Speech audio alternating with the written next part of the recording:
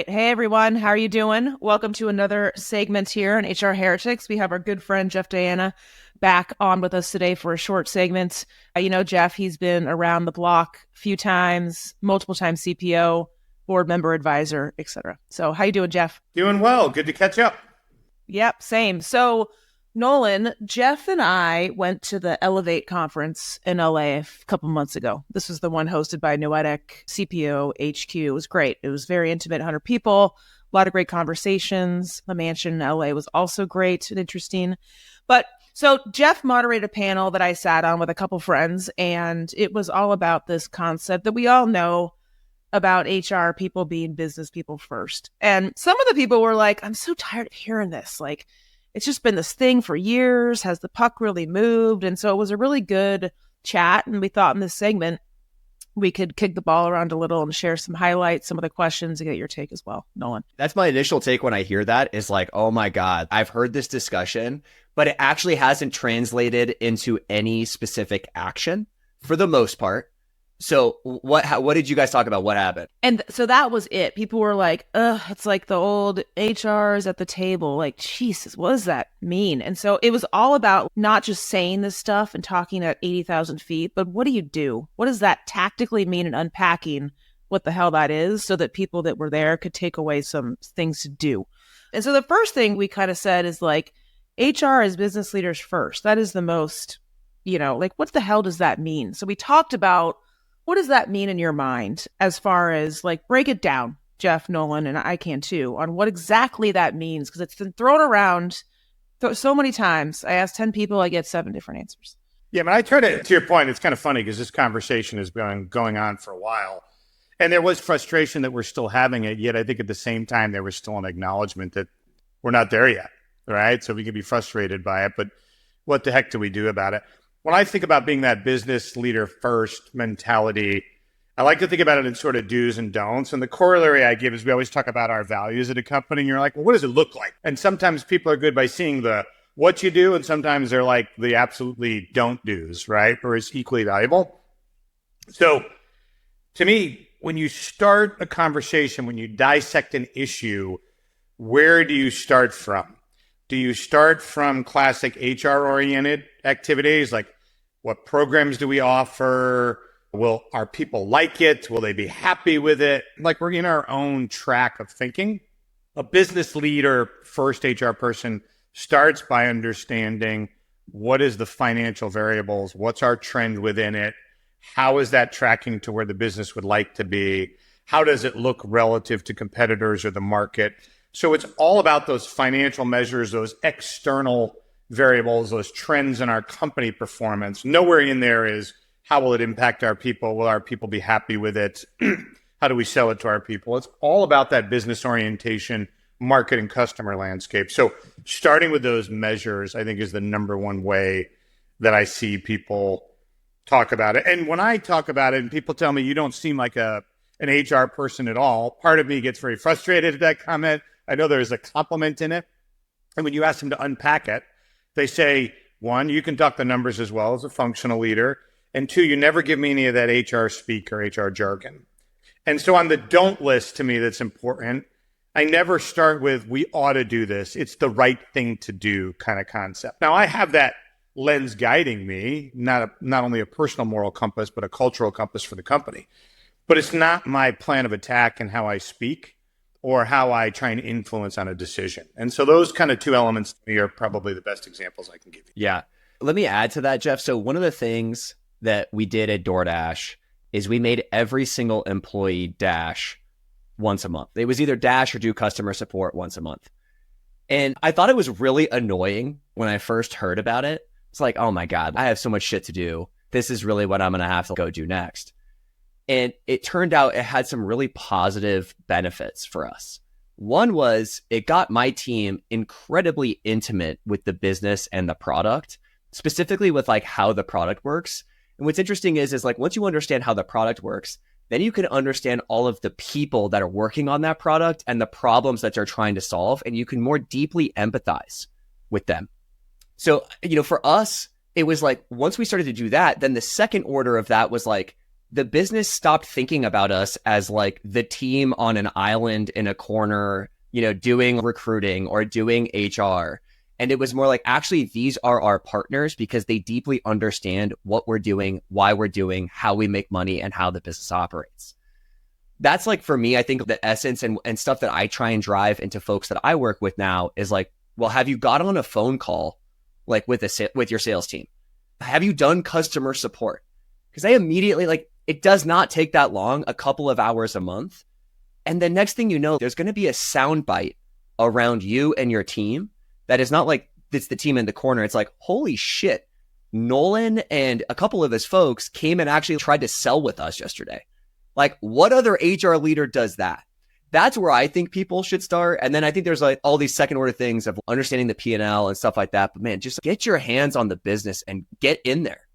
I love it. I mean, the other one I talk about is product certification, right? Whether your company requires it when you join or not, especially if you're in the software space, it's like, do you go through the certification that our people deploying the technology will do, or the people troubleshooting it from a customer success perspective? And you get this depth of knowledge of the feature set, why we use it, what are the personas that use it, right?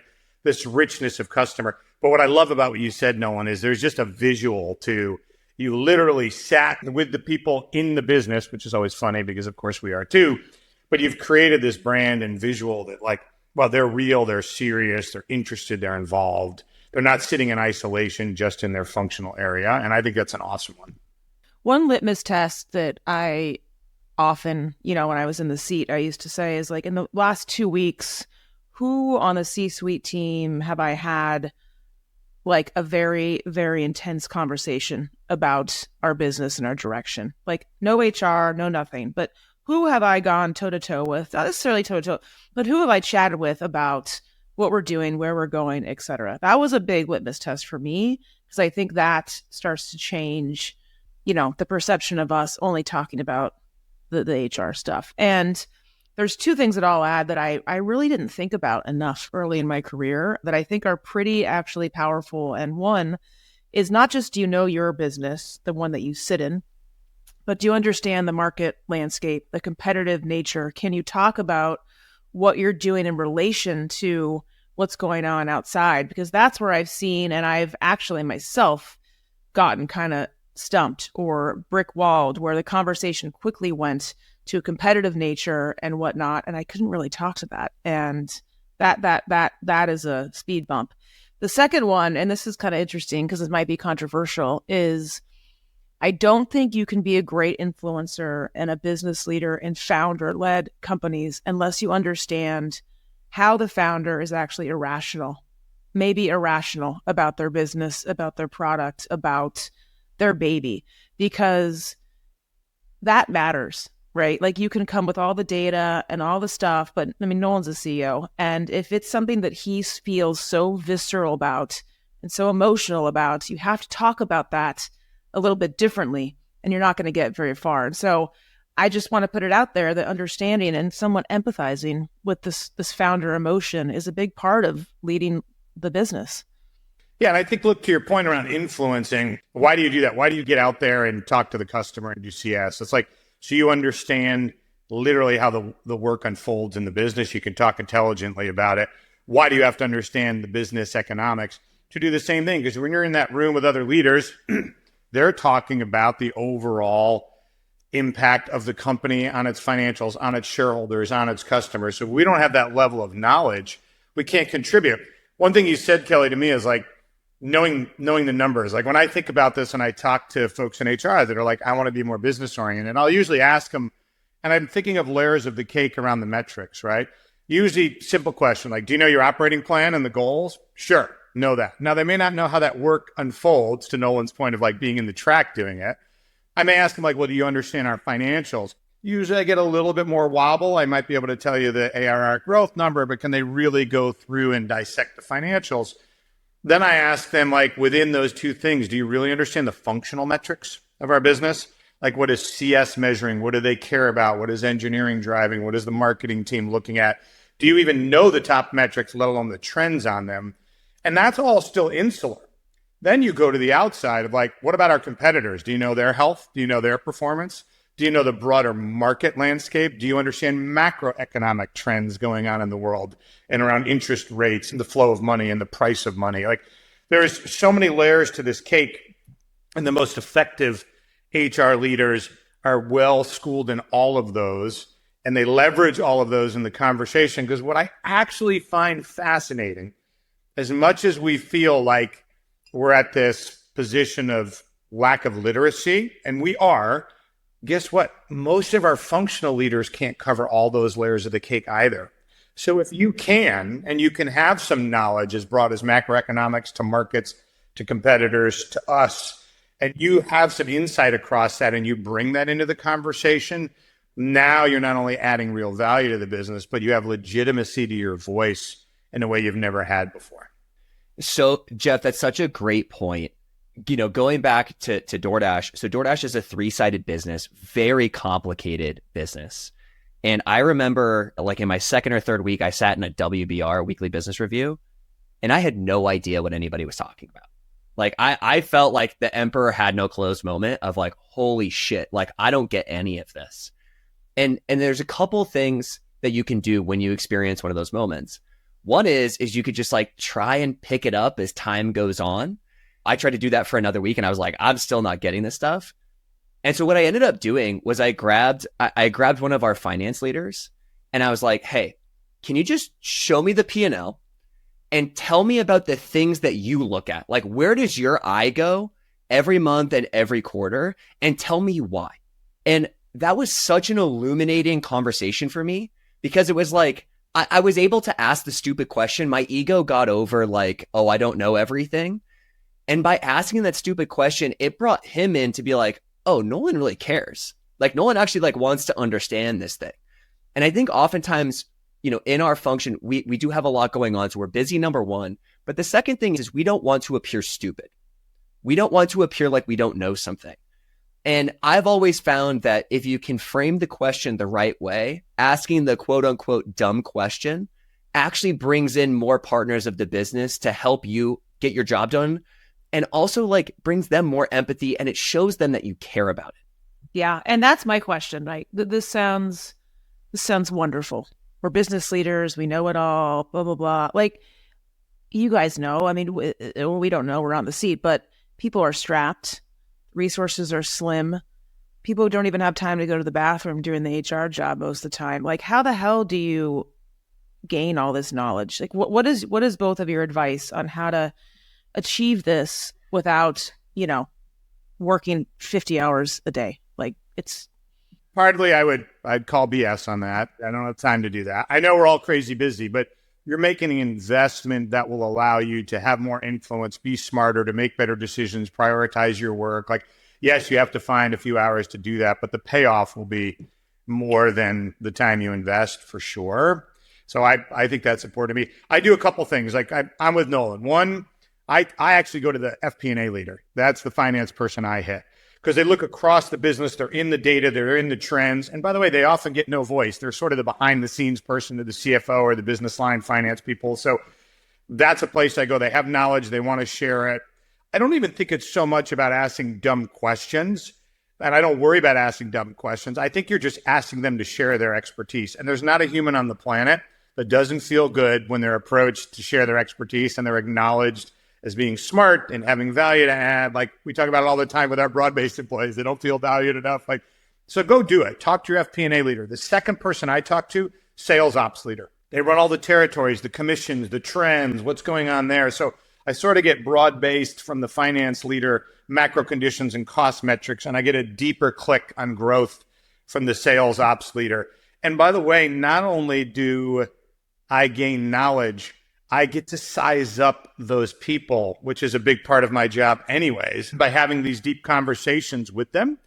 And you force them to be able to explain things at an elementary level that often gives them an aha moment of what they know, or can they say it simpler to reach the masses in the company. And so it has all sorts of goodness in those couple conversations. So one is talk to those people.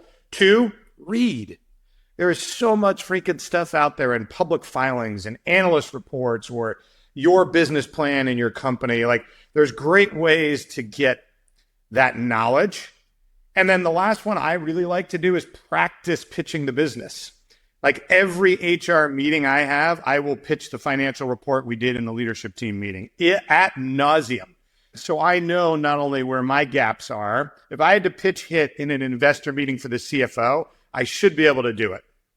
And if I can explain that to my team, I'll fine tune my pitch and my knowledge. I'll also be bringing the HR function along where they often lack that level of acumen as well. Same thing with pitching executives in the search process. It's like if I can really talk to them about my business to sell them on it and answer their tough questions on why you versus competitors, I feel like I'm building that muscle. Yeah. The sales ops and the finance person, that's a great start. I could not agree more. The third leg I'd throw in there is the customer success side. There's so many questions. What do they say? What are they like? Why are they leaving? Why are they staying? You can get so much information from that group, and founders really care about their customers. I mean, that is a big freaking conversation at any C-suite table, especially in, pre-IPO companies. It's a great way to spend time as well. Hey everyone, we'll be right back in a moment after a word from our sponsors. Real talk, most talent leaders haven't yet cracked how to leverage AI for meaningful impact on their hiring processes and business goals. But the leaders who are effectively using AI to transform their recruiting team's efficiency and quality use Metaview. Metaview is the AI assistant for the interview process. Their AI records and transcribes hiring conversations, like intakes, interviews, and debriefs, then provides perfectly summarized notes of everything that was discussed. That means your people can focus on creating human connections with candidates during calls and save time on the busy work of cleaning up notes after every interview. But it's so much more than just a time saver, because perfect notes means perfect data. For every candidate and every pipeline, hiring teams can make confident, informed decisions, and talent leaders can finally take control of the interview process. Join forward-thinking talent leaders at high-performing organizations like Brex, HelloFresh, and Quora, and check out Metaview. Head over to metaview.ai/heretics to talk to one of Metaview's product experts, or get started for free. You'll be up, running, and AI-enabled in minutes. I'll take it even like a step further. So Kelli, your initial question was like, God, everyone's so strapped. Like, how do you create time for this? And when you are strapped, I always think about, well, like, what's the one domino that's going to knock down like 4 or 5? And this is like, it actually doesn't feel like it does, because it doesn't tie to like your tactical HR or recruiting work, but it turns out it actually does. And when you're doing the things that you guys just said, I think those are awesome strategies to deploy. I would actually say, like, have recurring meetings with those people, because what you find is then you're able to go to the executive meeting and you're able to provide insights sometimes that your other partners actually don't have. One of the things I always say to my friends who are in exec roles is like, get out of the ivory tower. Like, just get out of the tower, get to the ground, and you're going to figure out a lot of things by just getting down in there with your compatriots. And I find that like when you actually do those sorts of things, you're able to come to the exec meeting with insights that like could illuminate something that your finance or your go-to-market leader doesn't even know. Yeah. Another thing that, I've been doing for years, and I think it's a nice forcing function if you don't do it and shows the business that you're serious, is do you do QBRs and operating reviews for the people side, right? Do you unpack that and run it as a business like all the other functions are expected to? And do you not just do that yourself, but do you participate in the functional wide operating reviews and QBRs? Like we presented along with marketing, along with sales, along with product. And taking that a step further, then we would infuse. So we would present our own, et cetera, but we would have slides within each of those functional QBRs. It's a people slide, especially for that function presented by that business partner leader and that talent acquisition partner. And if it's okay if it's like crappy at first or a V1, just get in there and it will evolve, and you will be not just viewed, but you will be a part of the fabric of how that business runs. Totally, Kelli. And then you take it when you're sitting in the other ones, then it is your job as a leader to take those learnings back and synthesize the learnings for your team, right? Because that's the main thing is like, hey, it's great for you to get this knowledge, but if your team can be a reflection of that, then all of a sudden, like the soundbite internally changes. And that's when you really start to win the war. And when it's like, we don't think of them as the HR or recruiting team, we just think of them as our colleagues. Totally.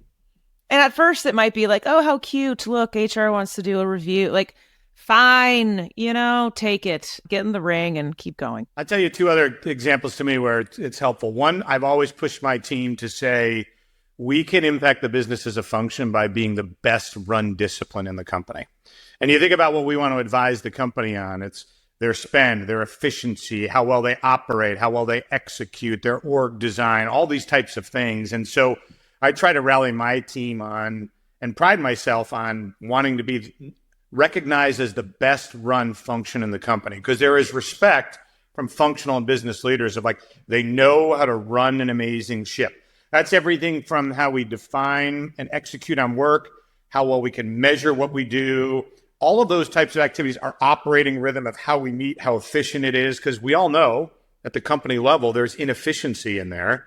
And if we can demonstrate high performance, I've been at several companies where CEOs have said, you have the best run function of the company, help teach us how to run the company more efficient, more effectively. And that's not just squeezing cost, right? That's how well we execute, how well we can predict, how knowledgeable the team is, all of that type of stuff. And it gives HR teams something to rally around where we do feel like, especially outside of the C-suite role, you're like, I'm just deep in the business. Like I'm off on an island. I do this little functional work. Now it's like, no, we can be about the business, show them something that will impact the business. And that gains a ton of credibility. Yeah. And also the mobility, right? Just to be, a little selfish for a minute, we're seeing more fluidity now with HR folks going into the business and business folks going into HR. That is, I was in a go-to-market role for a year before I left Pendo, and you don't do that unless you can demonstrate and understand that you add value. So there's a lot of things around that are really cool that could open up with this too. Yeah, I'll give you a great example. When I was at Success Factors with Lars, I still remember my first 30 days on the job. And the thing that Lars was most impressed with was I asked to go to sales kickoff. HR had not typically gone. And I literally met every single salesperson there. I didn't sit at the dinner. I went table to table. I met folks. I asked what they were working on. I told them, call upon me. Now, granted, selfish advantage, we're selling to HR, so they care a little bit more about what we think. Yeah. But where did that lead? That led to the sales organization going, wow, he gets it. Maybe we should get him into some deals. And it led to my team taking our own sales quota. I had 2 or 3 members make sales club every year I was there because we sold so much for the business, with the business. And that would have never happened if I had just pitched the concept. But I got out into the business. They showed I was knowledgeable. They showed I cared, that I was willing to learn and roll up my sleeves. And then they were willing to let me into those functional areas to have greater impact. So similar to your bit, Nolan, on spending time with CS, they're going to let you into their business by virtue of you're knowledgeable and you've sort of been vetted that you get it and you're smart and you're intelligent. It's going to open up opportunities to have more impact for the people function than we will get otherwise. Amen. This is great. Anything else from you both on this for today? No, I think you guys nailed it. I'm at again, for somebody who's generally annoyed with this topic, I think these are the tactical things people should do in order to make sure that they actually are thought of as a respected colleague, which is the goal. Awesome. Well, great to see you, Jeff. Thank you for joining us. Yeah, thank you both. I appreciate you letting me back on, and anytime I can help you, give me a shout. Good to see you, Jeff. All right. Thanks, everyone. See you later. See you guys. HR Heretics is a podcast from Turpentine, the network behind Econ 102, Moment of Zen, and Turpentine VC. Subscribe, 5 stars, share it on Apple, YouTube, Spotify, anywhere you get your podcasts, all the things.